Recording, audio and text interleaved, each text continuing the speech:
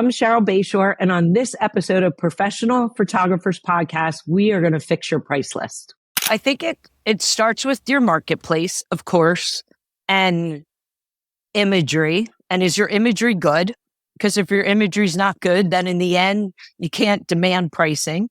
So I think that's where things like going to imaging and learning and absorbing all that is so important today, because you have to make sure your imagery is where it needs to be. I wanted to be the best senior photographer you ever saw, until one day I realized I was making triple the money on the volume side. And no offense to senior photographers, they're some of my best friends. Their craft is phenomenal. Mm-hmm. But on the volume side, I could still get my creative outlet and make a lot more money. So you start to teach yourself what's important in life. I'll always have things on my price list for a mom that's having a hard time and can only afford $50. Absolutely. I care about that mom because I want her to come back when she has more money. Mm-hmm. And I want her to tell other people how much I cared. So, but I'm looking for the $300 mom who wants everything because the images are so good. Because again, you practiced your imagery, you got really good at your craft, and the images are stunning. So now you present it and boom, mom sees all of it.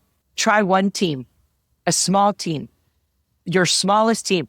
For me, it's all the girl stuff. Take a small cheer team and start with that. Put your packages, put your price list in that I helped you do, put that in, and then see what happens. And if it happens, the magic, like I say it will, and I trust enough to my reputation that it will, then do another team and another team. Because once they realize, oh my God, I can charge that, they start to value themselves as photographers. But it's not just a photographer, as business owners. Mm-hmm. You're not just a photographer in the volume world. You are a business owner and a business person, and you have to kind of take your thinking cap.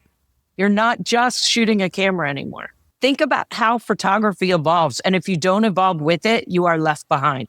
That is an unfortunate, like with AI and everything coming, if you're not willing to evolve and change, eventually you're going to retire young. How you make a kid feel, how you make a mom feel makes the world of if you're going to sell. And I'm the first one. If you're not that pushy gushy person and you can't talk to the moms and you can't talk to the kids, hire someone who can.